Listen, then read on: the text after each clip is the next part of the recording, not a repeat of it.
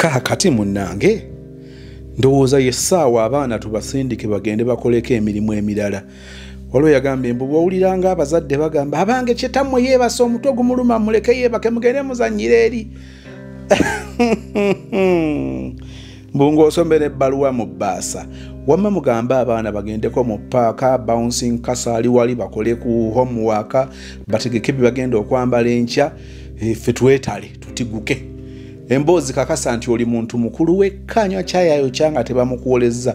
Bw'oba omanyi nti bakuwoleza caayi eno emboozi siiyo tambula otuviire ogonde ozannye teppo oba kakebe.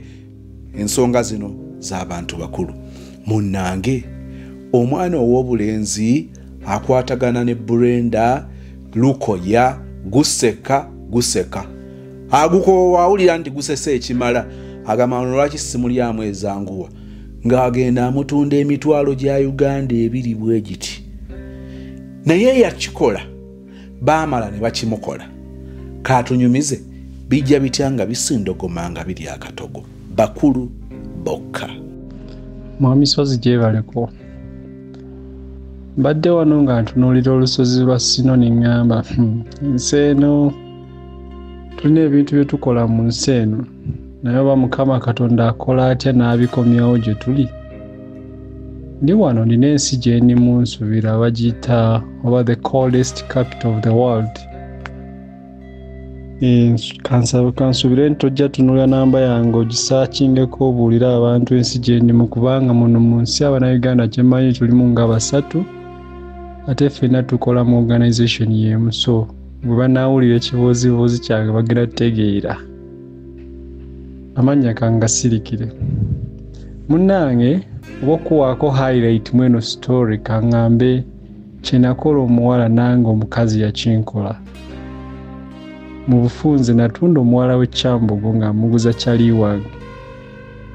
Nange omukazi Omu-Indonesia yantunda ng'anguza mu Russia. Munnaye ngenda kuwaako ebitonotono nga bwe twasinkana n'oyo omuwala w'Ekyambogo. Sijja kubuulira nnyo mu by'obuto bwange naye nja kuwaako akatonotono. Munnaye olugendo lwange ngenda lutandikira mu O-level I think. O-level. Waliwo essomero nali nsomerako O-level nga ndi w'amaanyi nnyo academically ng'essomero lyonna limmanyi, so nabeerangawo nnyo nga simanyi ng'abaana abasinga sibamanyi naye nga nze abaana baba bammanyi bwe bansangayo mu ttawuni. Oli oyinza oyita ku mwana ng'alina ekitaawe nagamba dadi oyo omwana mugezi, omwana asaze, omwana akola math, essomero lyonna limumanyi biki bwe bityo. So kati bwe nava ku ssomero eyo ne ngenda kusomera ddala mu high school nga nfunye scholarship ne nsoma ne nva ku essomero ne ngenda e Makerere. Bwe ngenda e Makerere nakola course yange nali nkola, of course nali nkola busomesa ku campus e Makerere. Kati bwe nyingira e Makerere nenzirayo kusomera O-level nga I've started nga ntandise okucollectinga certificates zaffe ezo nengenda kusomerako O-level okugyayo certificate. Kati bwe ngenda okugyayo certificate bwe nsanga oyo omuwala gwe nkugambye yali ow'Ekyambogo. Kati namusanga naye yali azze kukola ki? Kugyayo certificate ye kwera essomero naye nze nga simumanyi. Naye nze engeri gye nkugambye nti nali kwera essomero nga ndi popular. I was very eloquent nga njogera bulungi Oluzungu. I was very confident. Oyinza okunsanga mu senior wano nga mbasomesa math, n'onsanga mu senior 2 mbasomesa physics bwe bityo. Nali w'amaanyi kati naye nga nze abaana sibamanyi abasinga abatali mu kilaasi yange. So kati bwe nsanga oyo omuwala yali ammanyi naye nga nze simumanyi. Kati mala okugyayo certificate yange nyambuka nfuluma essomero ng'omuwala ansalako naye yali afuluma. Kati munnange eky'omukisa omulungi nga emboozi tugigatta tunyumya. Kati nina anko wange musajja mugagga nnyo yali alina essomero kaŋŋambe erya primary. Kati ono omuwala yali yasomerayo kwera essomero lya anko wange primary. Kati tuba tunyumya anyumizanga bwe yasoma n'abaana ba oyo uncle wange. In fact tebaali baana be naye nga abaweerera fees nga is like their guardian kweri essomero lyange lya Olive. Ono muwala nga ngamba yasoma nabo kweri essomero lya Olive naye nga yasomera kuli lya primary lya uncle wange. Kati ng'emboozi tugigatta anyumiza ku uncle wange biki munnanga tu exchanging numbers nga tugenda. Kati nzira ku campus ndi mu third year, omuwala ayingidde Kyamboga ali mu first year. Ekitegeera tunyumya tuba tunyumya twekwanya awo biki naye nga nze simufiiringa nnyo naye nga ndi awo ndi singo nga n'omuwala ku campus asiimwe ku campus naye nga asiimwe tanfiiringa maani nga njojobyamu ebintu tabikutula biki kati munnaye nga nkwano omuwala in fact kirabika nali namukwana twayogera nnyo at end of my second year. Kati omanyi abaana ba campus naddala bakola sciences tubeera n'ebiraka ku campus bingi kitegeera kale ate wekikusanga ng'oli mu eduuka awo ng'okola bisomesa ng'oli wa science emirimu tubeera n'ebiraka bingi. Kati waliwo essomero awo Wandegeya akasomero awo Wandegeya buli mwaka amanya akali ewandegeya aka secondary. Nali nkubawo akalaka kange nga nva mu lecture n'enziruka nenkubawo akalaka nenzaayo mu lecture. Kati Wandegeya wali kyali wange yali asomesa awo nga yali yamala campus nga aliwo full time yali wa art subjects bwezityo. By then nalina emyaka 22 I think. Nteko kuba nalina emyaka 22 kati ngono kyali wange ali myaka 29 kati naye nga ngamba maani noonya omukazi w'okusetolinga naye biki noonyeza abawala bantawaanya nva kwono nzira kwono njagala omuwala ali settled biki nga simufaako nange byange bya girlfriend byali binjoja nnyo asinze alina ssente wanye campus awo weetaagamuko kasente okufuna abawala abaakabi. Kati nga njogera n'ono muwala wa Kyambogo biki nga mukubaganya omuwala story zange biki lumu kati nga ajja nkyalirako ku campus nga mutwalako ewakyali wange eyo mu kikoni eyo nga bintu takutula ebintu nga agaana biki ngamba okay tekirina buzibu nga tubeerawo twogera yali mulokole nnyo munnange nga tubeerawo.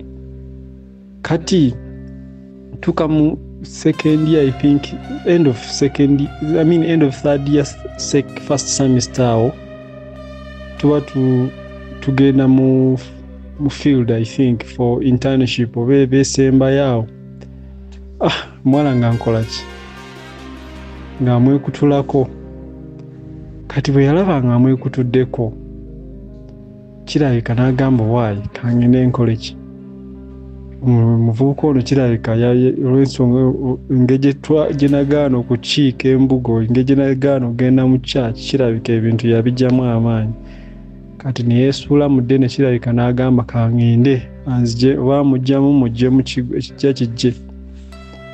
Munnange nali ndi awo ng'omuwala ankubira essimu ngenda kukyalirako biki ebiseera ebyo nali nsula eyo sayidi z'ennenge eyo nga mbeera anko wange yali yapangisa ennyumba naye nga tabeerawo nga nze agibeeramu. Kati ng'ajja nga nkyalira nalina amaddu mangi nkyali simanyi bintu byakuyimba ebyo mu kyaki simanyi byaki ebyo sibimanyi sibigezangako naye nga nina amaddu. Kati nveeri ndeeta amaddu gange biki mwangamba kakkana ngenda kusula. Nempulira nga ate awo ntidde sisuzaako muwala mu nnyumba biki ebyo. Ngamba waayi naye kasita ndowooza ekkatevu nja bikwasaganya. Munnange omuwala nga yeetema speya agenda n'aba biki ngenda okulaba omuwala alina akasinyaali yeetegese bulungi nnyo. Nga ssebo waba tuziyite gloves omuwala yali atambudde nazo. Era nange nali nguzeewo ezange awo just in case. Munnange nga tulya tufunawo ekyokulya ssaawa y'okuyimba ng'etuuka oy'okugenda mu church. Wannaye omuwala yali taiti nga tosobola kuyingira. Ng'onoonya omulyango gwali very tight, kirabika yali teyeegattangako. Naye ng'ayagala, awulira ayagala. N'aŋŋamba njagala biki naye ngezaako ne succeedinga mukawo naye ng'ali tight nnyo. Kirabika ebintu by'omukwano naye yali tabimanyi nnyo. Munnange naye nze ekituufu kiri nti mu mutima gwange omwana nali simusiimye, nali simwagala. Naye nali awo nga nnoonya nga mpulira amanyi akavubuka nga bakyaliwo bakunyumiza obulamu kyokka ng'olinamu n'akasente okuba ebiraka. Ekitegeeza ebiseera ebyo ndi very sure sente ze twafunanga mu biraka bya campus nga zisinga abantu bangi abakola emirimu egy'omwezi awo mu Kampala bangi nnyo. Kubanga ng'obeera n'amasomero 3, erya weekendi, erya Friday, waliwo lino eryobeera nalyo ng'ova mu lecture n'ogenda n'okubayo lesson emu n'okomawo mu lecture. Buli omwezi guyinza okuggwawo nga sente z'ofuna mu biraka ebyo zisinga n'abantu abali ku full time employment. So nabeerangawo n'obusente bwange awo. Naye nga asiimwe nga baba batakutula, asiimwe nga muwala mwagala tubeera naye mu lecture. Mpulira ennaku obusente bwange abulya naye baba nga n'okumutyamutya. Kirabika omuntu gw'oyagala ennyo oba omutya nga n'okumutyamutya naye ng'obusente bwange mbumuwa ssebo. Munnange muwala tumala olunaku kiro kiramba tutundula vanilla, kiro kiramba tuli mu church tusinza tukuba ettendo. Muwala ku makya yali apulanize kubeerawo weekend ngamba wayi uncle wange yagendanga mu leave ya 2 weeks ate yali amazeeyo 2 weeks nga mmanyi ne time akomawo ne mugamba nnyabo genda. Kati bwe yagenda jjukira omuntu gw'otayagala wallahi fa abasajja I think omuntu gw'otayagala ate bw'omala okwegatta naye oba tokyamwagalira ddala kyekituufu okuggyako ng'ate ffe tugiyita injury. Kujjako ng'ozeeyo mu injury era abawala ekyo balina okiyiga. Ffe abasajja tulina that mentality.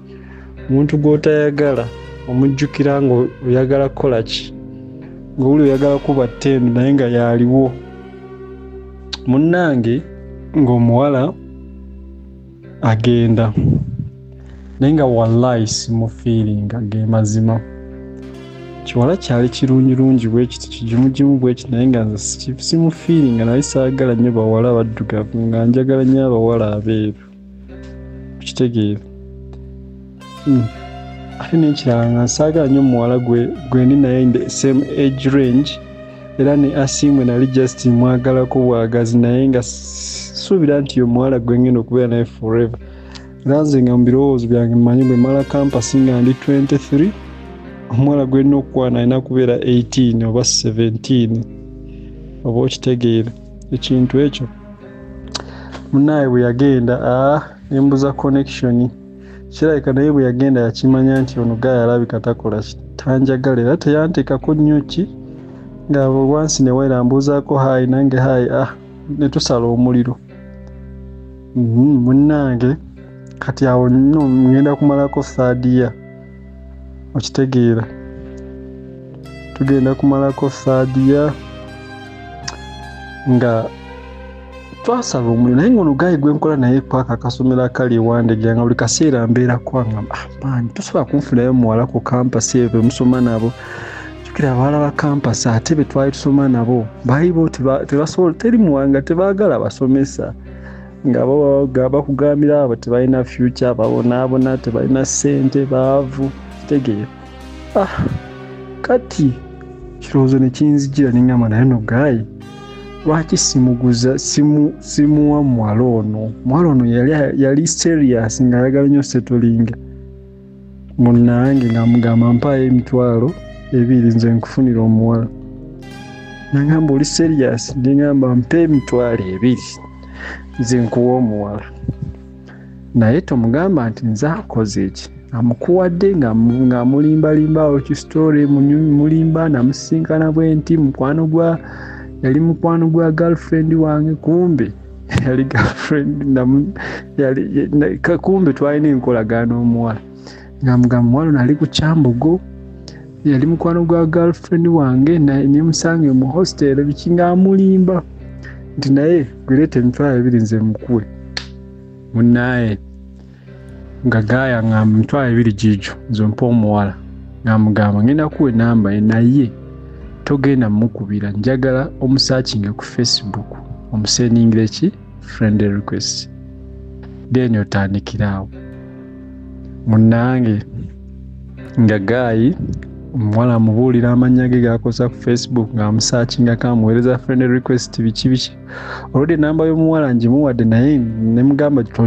tobukubire gwe gimusabe ku Facebook amusabye enamba bakwataganyaawo biki tebaalwa nawo omuwala yali desperate by then onsubira I think yali atuse mu second year ekyambo I think boy nga asanyuka aba meetings omuwala agenze ewe boy yali ennyumba ye yagijjuzanga gamba muno ennyumba mubulamu mukazi nga buli lwantwala yeewa nga mulaba ennyumba yange buli kimu ekiri naye buli muwala gwenkwana atabeera serious biki naye gayi ng'omuwala bakola ki omuwala nga beekwana nga bamitinga omuwala nga kati omuwala yagwa mu love ng'atandika okukola ki ogende wa gayi buli Friday omuwala agenda Friday n'abeera Friday Saturday Sunday ku Monday n'addayo ku campus okitegeera ekintu ekyo kati nga gayi ku Monday ajja n'annyumiza bana oli omuwala musufu biki omuwala w'amaanyi omuwala wa kabi tanteeka ku pressure tansaba ssente muyonjo abikola buli kimu ng'annyumiza nga gayi ng'anyongerayo ne ssente 10,000 ng'amba gayi wantaasa nali ngenda ku obuwulu bwali bugenda kunzita weebale nnyo biki kanze nsirika munnange tutambula kati maliriza campus final semester wedde kati awo emirimu gitutandisa okuhuntinga what they call real jobs naye kati jjukira essomero liba likyalwaninga kati ku ssomero eyo nga nkyakubayo kati abaana bayingira third term 3 tubasomesa nze bwe mpanga ebintu byange nali mpanga ebintu byange by'okukola ki by'okugenda mu organizations ez'amaanyi kati munnange nkubayo ekiraka kati taamu ng'eggwako boyinga buli lunaku buli lwansanga annyumiza omuwala nga waali wa kabi gayi alina kantini ku ssomero ssebo nga nze yaŋŋamba gwe genda kantini olye buli kyoyagala kuba kyewankolera kati munnange lumu taamu eba eweddeko taamu 3 wano wava obuzibu infact ne relationship yaabwe wewava obuzibu relationship yaabwe okuggwawo munnange taamu eweddeko manyi taamu bweggwako musigala mu kumaakinga abaana bamaze ebibuuzo basigadde ewaka mumaliza taamu kati ku final day of the term kumbe gayi nali simanyi nti aleese eki aleese omuwala kuba omuwala yamubuuzanga naye wantegeera otya kati nga tasobola tayagala mugamba nti amumanyi nze okitegeera kati omuwala yali tamanyi nti nkola kwaka akasomero nga takimanyi naye omuwala nga amanyi nti nina ebiraka by'obusomesa bingi mu Kampala awo kati munnange final day of the term nkeera nve waka ngenda ku ssomero naku natambuza nabigere okuva eno Mmengo kuki Mmengo ewaka paka ku ssomero ku kasomero ako munnange ntuuka mba nyingira staff room bwenti amaaso gakuba ku muwala wegati nenkolayo omanyi something it's like when you have a connection between a situation you really have the feeling that what I've seen is the truth oba kitegeerwa nkinyonyola ntya kuba mu staff room lwamukubako amaaso bwenti nenkolayo tante yandaba yali ali ku ssimu ye bw'ati nakola U-turn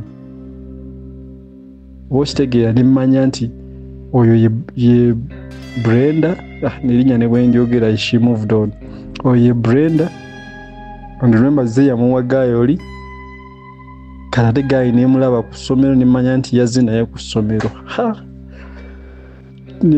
ngate saagala muwala ategere nti nze yakola ki nze yamuconnecting by all means she had to connect the dots kubanga gayi nga ngamba omuwala buli kaseera ambuuza nti naye wantegeera otya kati olunaku lwe yamuleeta kirabika ne gayi nga amunyumiza namukwano gwange ku ssomero muntu mulungi akyali ku campus e Makerere awo biki naye muntu mulungi kati olunaku olwo gayi maze okusanga omuwala mu staff natambula n'essomero nendivaako nenyingira campus nenyambuka Makerere gayi ankubira essimu wakitoze nolaba girlfriend wange biki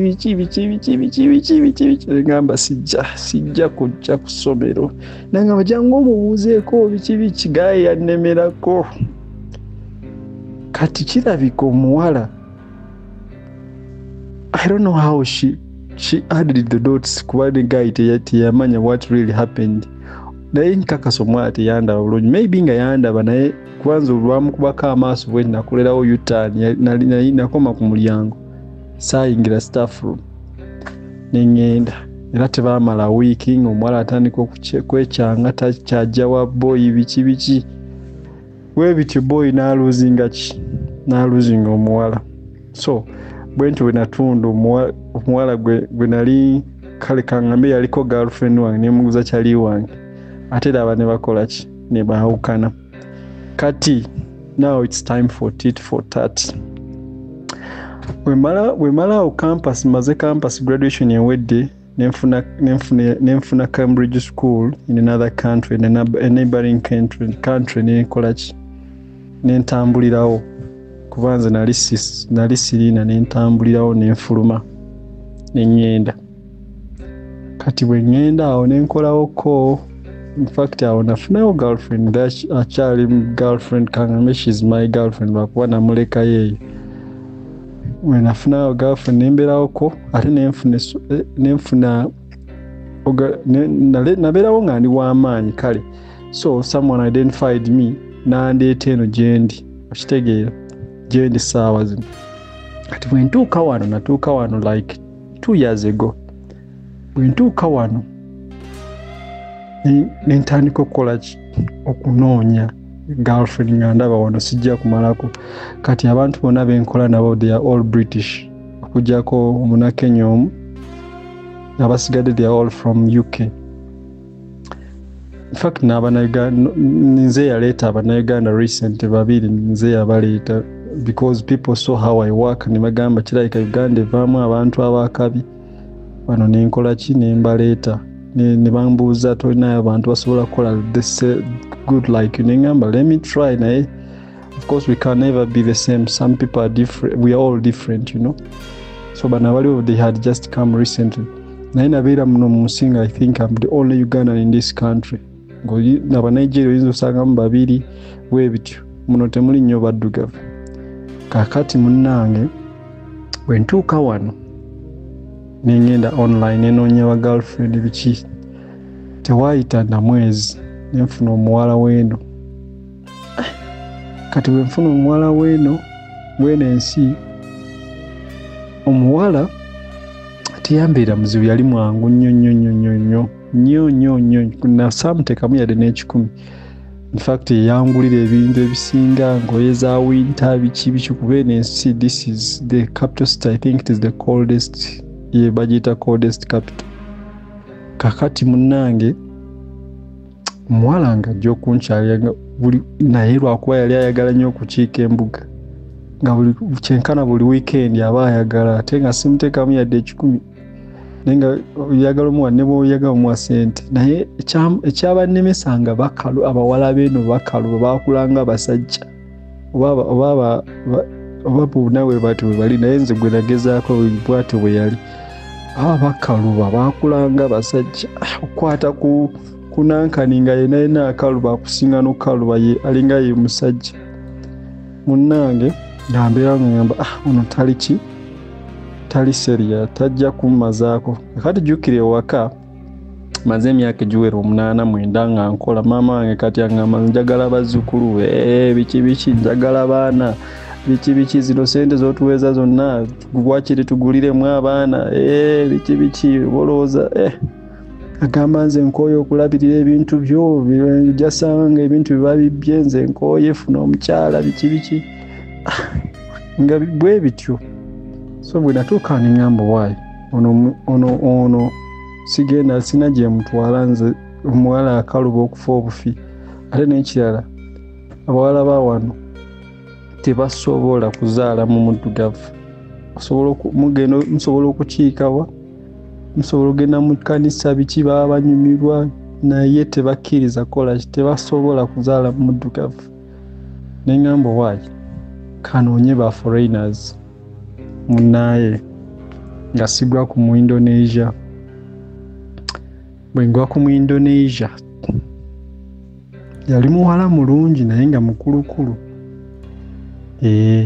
kirabika yali ansingako emyaka nga 2 naye omanyi omukazi akusingako emyaka 2 naawe omanyi aba biseera ebisinga ate yali munene bw'ati kati kirabika namusanga ali desperate munaaye sikulwise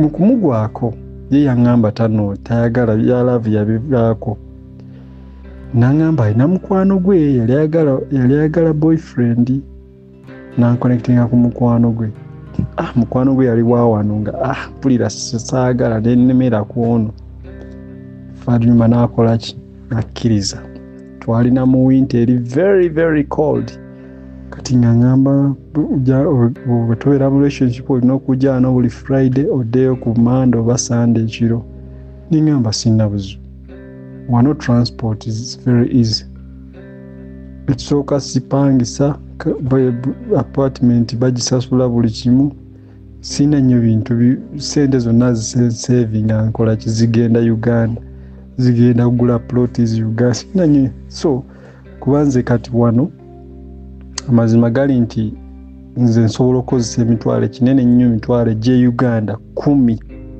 omwezi kuba sina nnyo kyamaanyi kyenkola okuggyako kugula omuceere kugula nnyaanya butungulu bikisasula mazzi sasula amasannyalaze nfumba ku masannyalaze internet bantera apartment internet ya bwereere 24/7 so sina nnyo kyenkozesa ssente okuggyako zonna nga bwe bazinsasula nyinza osalawo neŋŋamba nkazi saving zonna omwaka mulamba ngende nazo Uganda bangule eka z'amataka bwe bityo sina nnyo kyenkosa ssente wano kuba babeera nabo abazungu buli weekend babeera ku trips so ssente zaabwe zonna zigwera mu trips naye nze ebinagamba nze sigenda kubeera muguno omulimu emirembe gyonna wanze neeyagalira nnyo Uganda okwerira ettooke buli lunaku era nze ŋŋamba mikwano gyange nti nze ne bampa $50,000 buli mwezi naye nga ngenda kubeera ku mawanga paka okufa tekijja soboka buli kyenkola mba nkikola nga mmanyi nina kudda waffe munaaye that was just by the way so omwala ono nga ntandika ogendayo buli Friday nga nyumizaako mukwano gwange mu British naŋŋamba hamaani gw'owonye kuba nina mukwano gwange ayagala nnyo bazadde be naye bamuteeka ku pressure y'okuwasa naye mukwano gwange yeeronda bazadde be tebaagala mukazi muddugavu naye tayagala bakazi bazungu mbu bafuga munaaye nga nkwano mu Indonesia nga mbeera naye tugenze Yeruzalemi yali musufu nnyo kati kirabika omu Indonesia ono yali akola walala kati naye ng'eyo gy'akola kirabika naye munne omu Russia kati ng'amunyumiza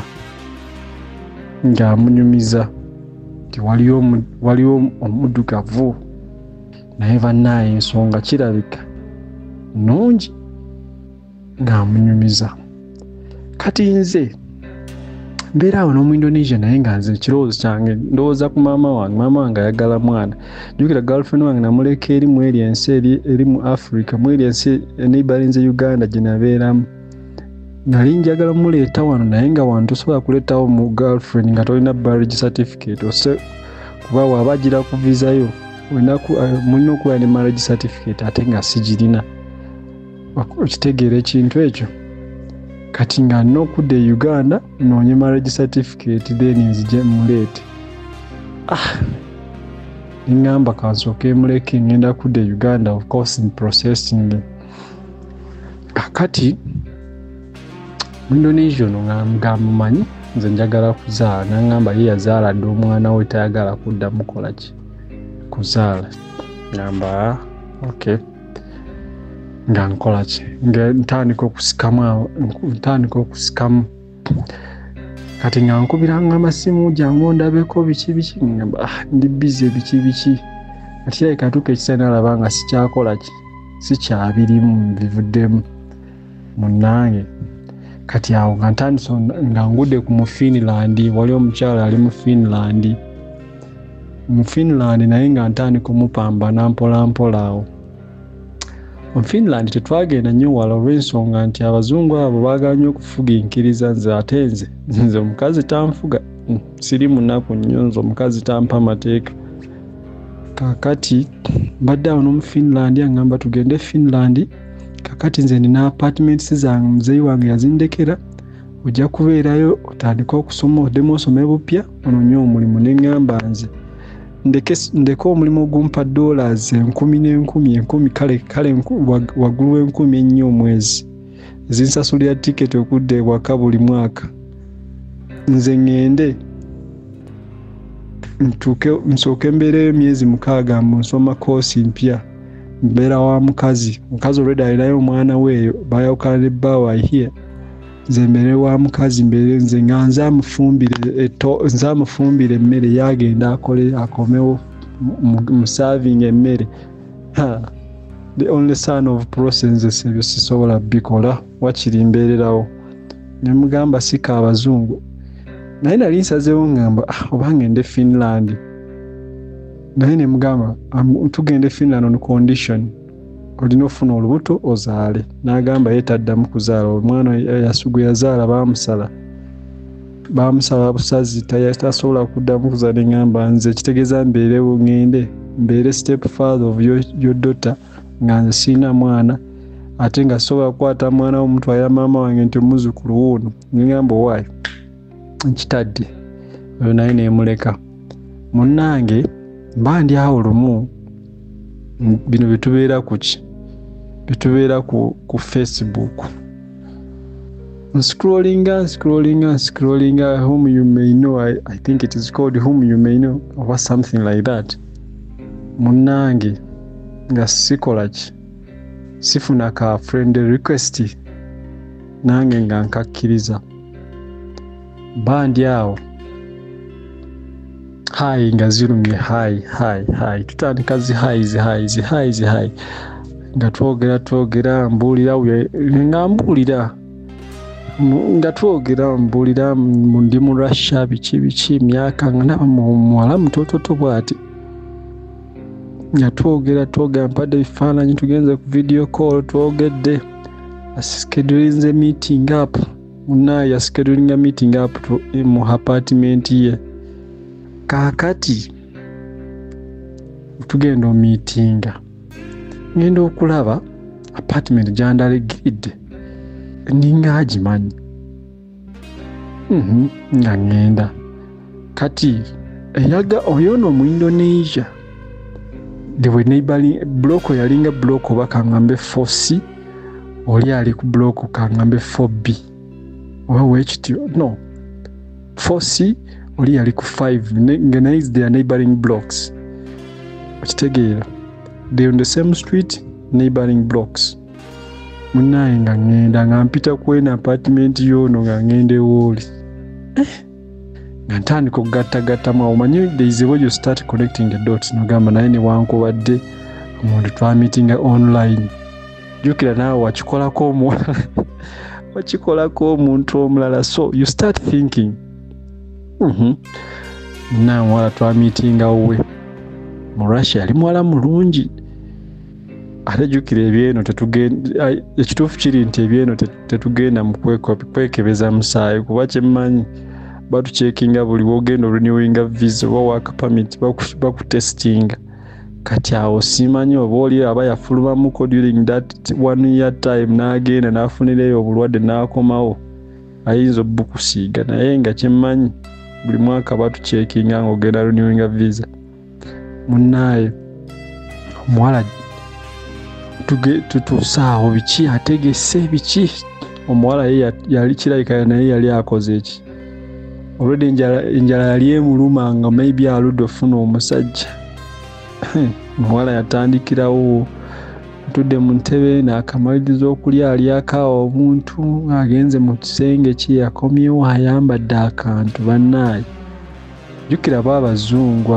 okujjako abantu b'eno ensi kirabika oba n'aba mwene continent I think ng'ogyeko aba Indonesia kirabika bonna bakaluba naye abazungu bo balinga bannayuganda lwakuba bo tebabeera na figa naye baba bagonda abamu tebabeera nnyo na figa z'Uganda ezo bwezityo naye mu Russia baba yalinamu ekintu kye kawala kaalinamu ekintu kye kati anyumiza tugenze awo biki tutandise awo biki mwoyo omutukuvu azze tunyumya naye nga tunyumya romantically munnange tukubye ettendo kirabika lyamunyumira nnyo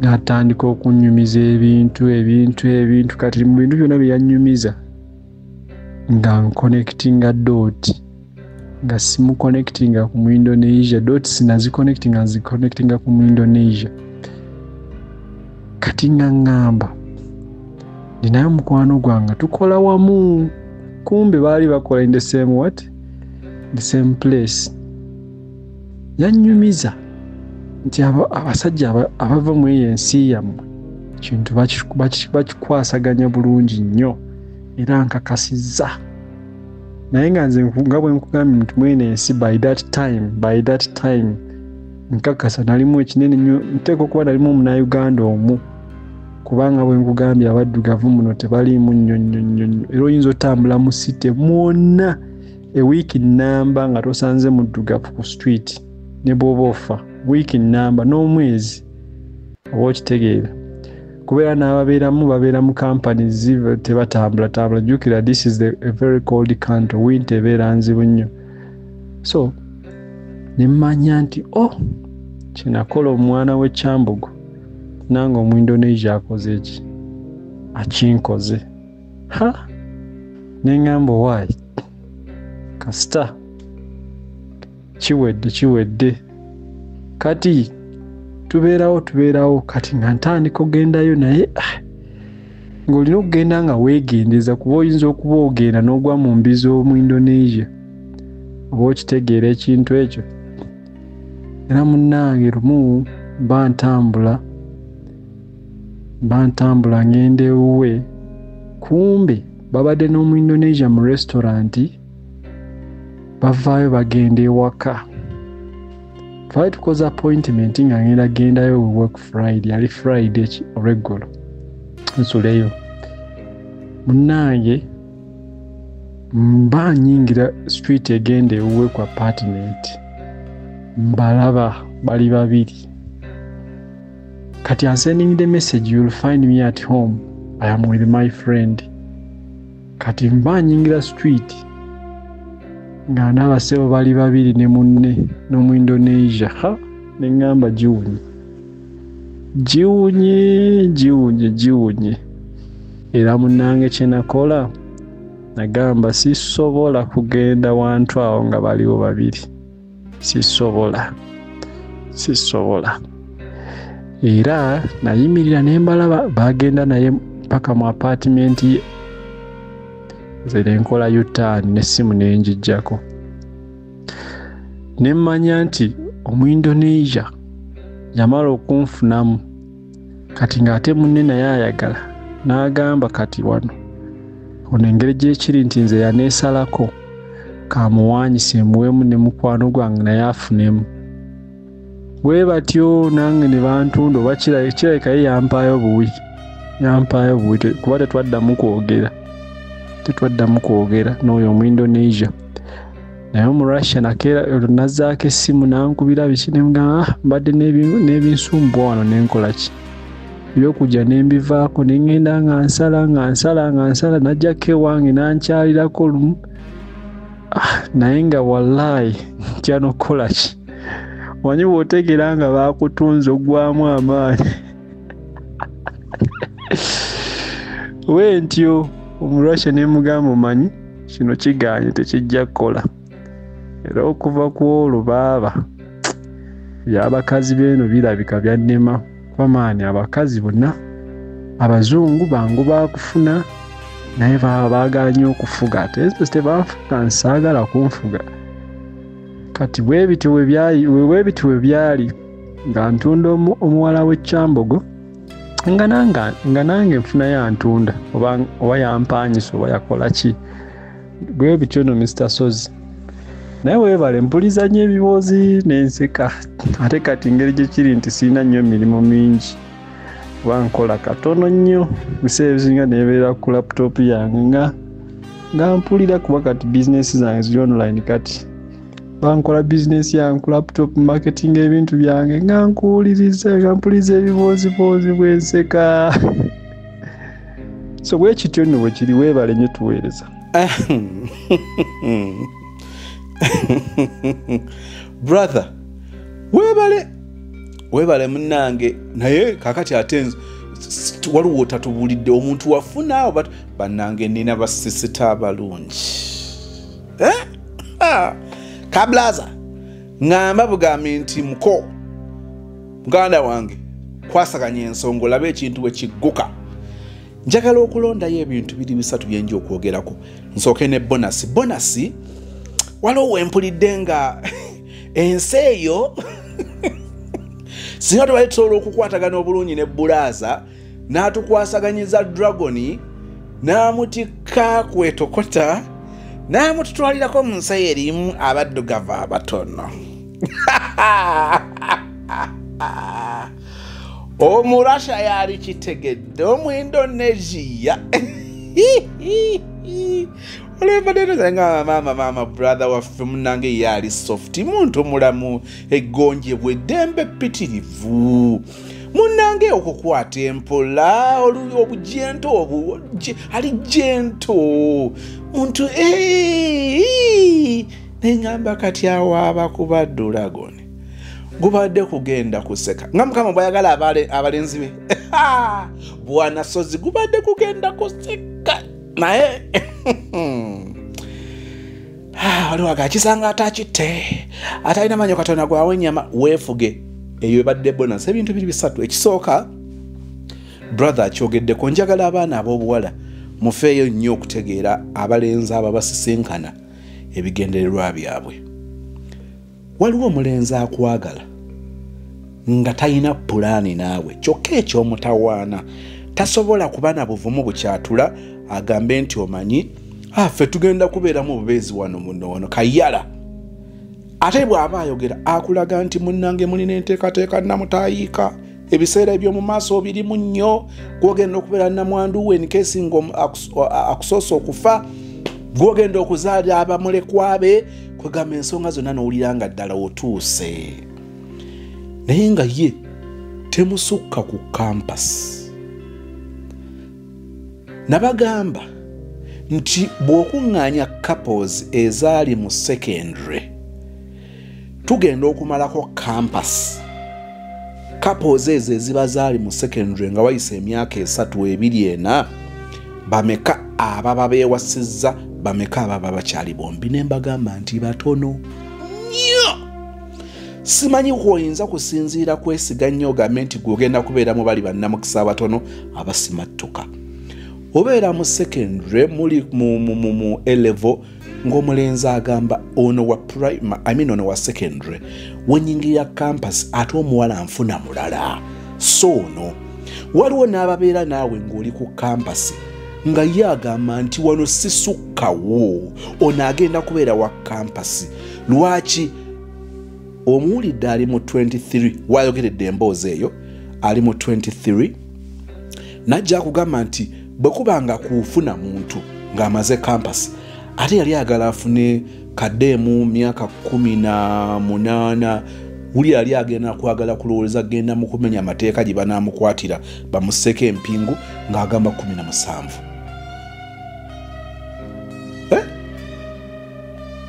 kakati gwe nga weemalamu ng'ogenda ew'omulenzi alina kaluumu kapangisa ekyambogo oba eri mu kikoni oba ekabalagala oba enkumba mu buzibwayisaawo bannange ng'ogendanga eyo ng'omutegekera engoye ez'okwambala maama ku kampasi ng'obusente bwe baakuwewa mmwe tushoni nga mumulya kubanga gwolaba osigamu mwami naye nga ye pulaani ye temusukka kampasi. Kakati ogera ku nasozi bitukwatirako owaffe abali ku byeyo abali mu working class kakati mukwana gwange yala kutegeeza bino n'oyo bw'oba teweegendereza oyinza okukizuula nga pulaani ye naawe tesukka Dubai nga gw'oli wakyeyo kumutambulizaako kyeyo byakugamba tuzze tubiyiga nti waliwo ebintu by'osobola okulabira ku muntu atalina nnyo nteekateeka egenda wala naawe. Katukiwulidde nga brother yennyini yatusomesa nti abange kino mukiyige nze nsobola okubeera naawe nga sina pulaani nnene gy'oli.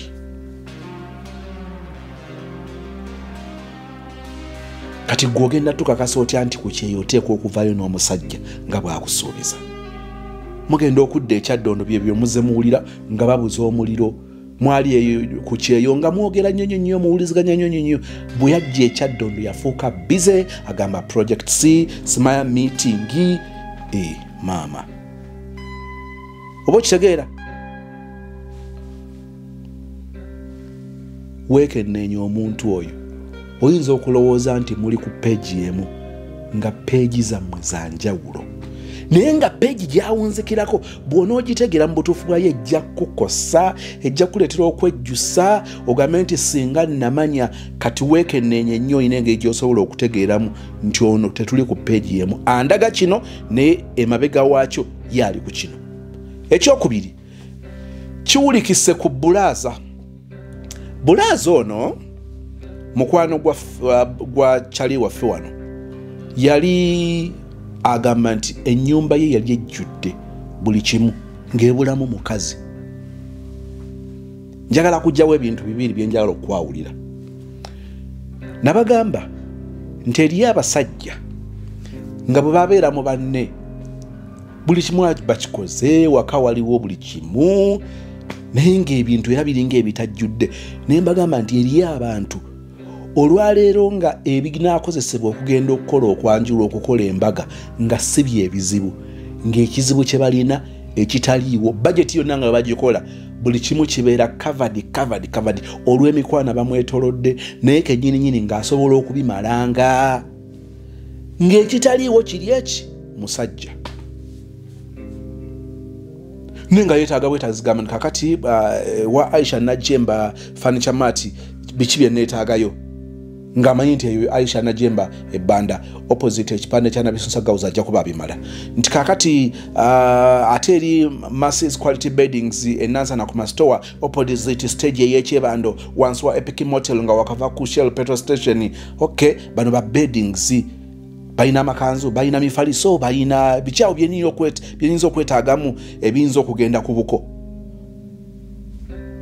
tikakati omusobola okusalawo taata ne omuwala ne muwe ekyapa n'agenda mu ddembe lyo Properties and Associates nga kyawo talina ye mukazi. Naye mbagamba nti ebiseera ebisinga bwe mugenderera abantu ab'ekika ekyo abamu tebatera kuwasa lwa bigendererwa byakwagala ayagala kufuna mubeezi baba bawagala kujjusa ebyo ebimisinga be bantu bosanga nga wafumbira omusajja waka buli kimu weekiri naye nga ye tosobola mmulaba kasa yajjawo kiri buli muntu n'amanya nti mufumbo alina mukazi we gundi emukolo twaguliko buli kimu twakiraba ng'ekyo kyaggwa ogenda omusanga nga yazaala dde abaana yazaala ekatabi n'azaalako emunyonyo ebbunga alinayo akaana ogenda okujja ekibuli mutajjaazi waliyo akaana ogenda genda ebugolobi ngaali nayo, ogenda genda enansana ngaali nayo, kugamba nga buli wamu ali nayo. Ate nzijukidde sister wansuubiza love story, omusajjawo bwe yakuleka mu nnyumba amatiribona entinda n'agenda apangisa enansana. Kati era mbeere wano nga nfukaamirira nga nkuba enduulu nga nkuba amavi, love story gye simanyi olwo nnyumba leeta love story naawe. Kakati mbadde nkugamba nti abasajja abamu bwe batyo obudde bwo okukwagala gwe kweyagala okwagala omwantu nga waali awo ne munyumyamuko n'aba n'obudde bwo, omuntu bw'ati ebiseera bisinga akwewuunya bwewuunya ng'alaba ne kyoyogerako tokitegeera. Ogezaako okukomplaininga ng'akubuuza tolya.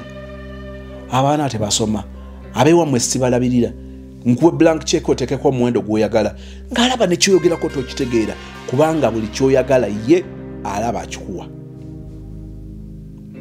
Era bwe mugenda okugendako mu ttendo omwegezaako okutinatina paka Yerusaalemi, agendayo mukungujjo, misa asoma yakumakya yokka, ate era gy'anaatayagala mubuulizi ku lwawo. Misa ebeegi oluminisa nti Patiri mwana mwoyo mutukuvu amiina, ebiddako ng'afuluma. Kati ebyo olina bitunuulira, akuwasa kujjuliriza ng'olinga gw'obadde omiisinga ku ntebe ye, kuba ku ntebe ze nti gwe butambaala, nti gwe domats mu nju, nti gwe mosquito net, ng'ojjuliriza ku bintu by'alina mu nnyumba. So abantu abo tegeera lwaki akuwasa, ogende nga kyoyingiramu okitegeera. Ekyokubiri ate nga kikulu eri abaana ab'obuwala abato, mukitegedde nti ebiseera ebisinga abasajja bawasa.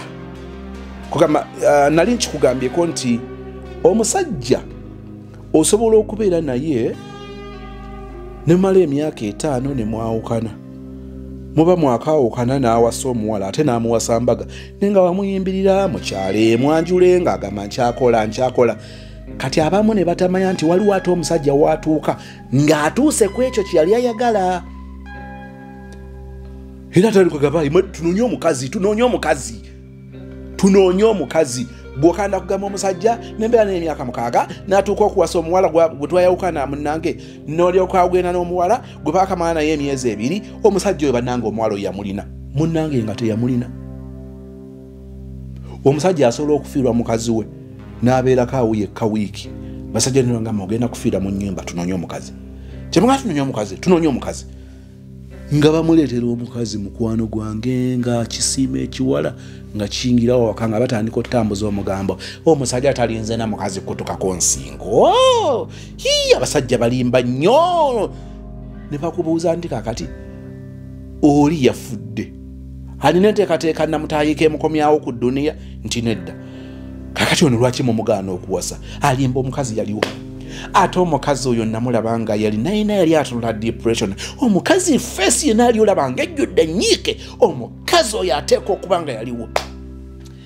Ate bayinza okuba nga omukazi oyo baamuwa butwa, ng'abalemesa ne bamutegula. Munnange kankubuulira emirundi mingi nnyo ng'omusajja abale talina mukazi. Pulogulaamu bwetuuka nti yakino omusajja akikola. Muyige okwetegereza, okwekenneenya, okumanya abasajja ababakwana enteekateeka ze balina. Omusajja bw'akukwana n'owulira ng'enteekateeka ze ez'okuwasa mu byayogera ali mu myaka 5, myaka 7, omanyi kakati njala nsooke mmala okukola bizinensi etengeredde, nzimbeyo bulwentooza awo, kati then nzimbe ennyumba ey'amaka gange, njagala okuwasa omukazi nga sipangisa. Kati bw'obiwulira leka kukaayana na musajja, tandika okutegeera nti puroguramu yo enteekateeka yo neyiye tezifaanagana. Gw'owulira wandyagadde omusajja akukwana mu 2025 nga waakiri 2025 nga gwako mukyala, 2026 tugenda okuva mu kulonda nga omukulembeze w'eggwanga alayira omulonde nga nammwe mumaze okulayira. Naye ono si byaliko, era bw'obyogerako alina engeri gy'avumbeera n'abanga abuza omuliro, ng'oyiga okusomera ebbaluwa mu bbaasa, omuddusa speed ate ye tali dread.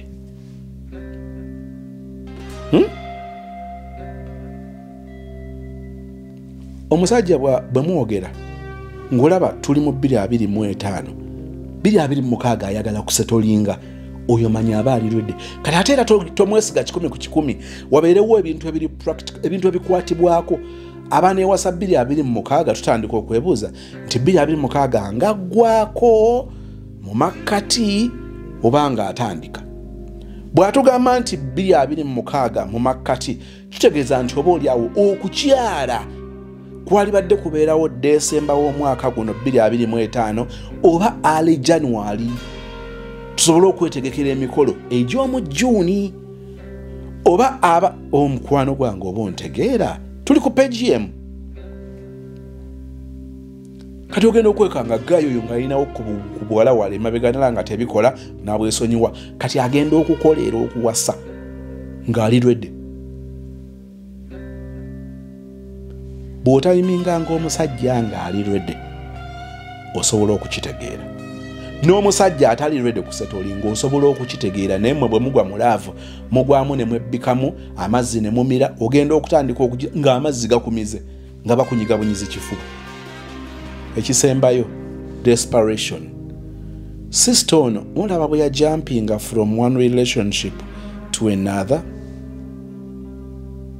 mulaba abawala nga batuuse mu kaseera bo ke bawulira ng'obudde bulinga obubayitako era baagala bave ku lujja asobola okugezesa ono n'agezesa ono ate nga buli omu yeebaka naye kyemwagaddeko nti finally bwe yalaba nga tebigatta ng'alaba baamuteeka mu kazannyo yabeera ni comfortable kubanga ate omulala yaligambye ate oba oli twayawukana kati ate watuuse omumpeera nga yanneeta ekyotaagala owanga banno ne bakirya nakkiriza nti bampaddeyo naye olwoba yalinayoko ku principles ze ekyokubeera desperate kyekyamuyigiranga ne kiyitamu naye ng'oba oli awo kiraga nti yalinga amanyi kyayagala newabeerawo obujja ne buyitamu si bangi abasimattuka n'agamba nti asobola kuyingira mu relationship eyali akazannyo bweti bantunda butunzi itezo n'abadde amanyooli itezo wano wayinza okuba nga waliwo syndicate ng'era ku nkomerero bwe kirabise ku brother naye n'awulira ng'ali ani comfortable nedalindalina si byenjagala alaba bamutadde mu katemba n'akyetegula ebiseera ebisinga mu kubeera desperate okoleramu ensobi nnyingi